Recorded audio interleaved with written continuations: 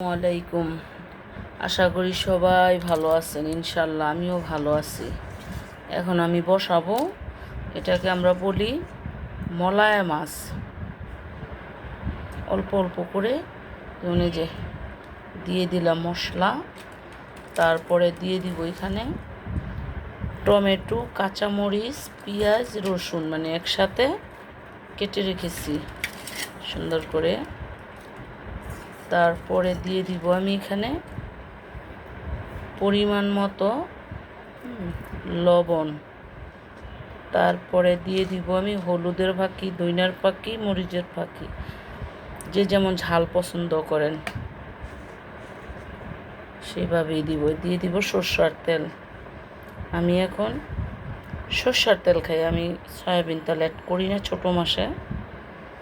এই তারপরে এটাকে আমি সুন্দরভাবে মেখে নিব, মানে জাস্ট ছোটো মাছটা মাখার ভিতরেই খুব সুন্দর টেস্ট আসে, খুব সুন্দর একটা ফ্লেভার আসতেছে।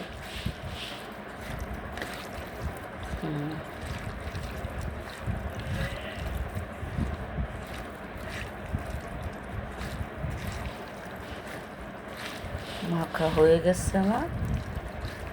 এখন আমি দিয়ে দিব এটার ভিতরে ছোট ছোট আমড়া কুচি করে রেখেছি, সেই আমড়া আর গিয়া লেবু পাতা। ছোট মাছে লেবু পাতা দিলে কি ফ্লেভারটা খুব ভালো আসে।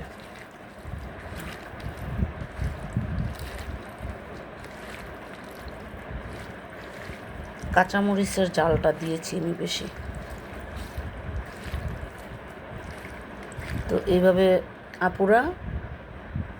আপনারা ওইভাবে ট্রাই করবেন, খুব ভালো। একটু মাখা মাখা করে আমি দিয়ে দিব এখন পানি হাত ধুয়ে। আর আপুরা ভাইয়ারা, আপনারা যদি আমার পাশে না থাকেন তাহলে কি হয়? লাইক, কমেন্ট, শেয়ার আমার পাশে থাকবেন আপুরা ভাইয়ারা, আমিও আপনাদের পাশে থাকবো ইনশাল্লাহ। হয়ে গেল আমার মাখামাখি। এখন দিয়ে দিব আমি রেসিপিটা চুলায়। আমরা দিয়ে ছোট মাছ বলতে এটাকে আমরা মলা মাছ বলি, কেউ ঢেলা মাছ বলে। তো আমাদের এলাকায় এটাকে মলা মাছই বলে। ঠিক আছে, ওকে, বাই।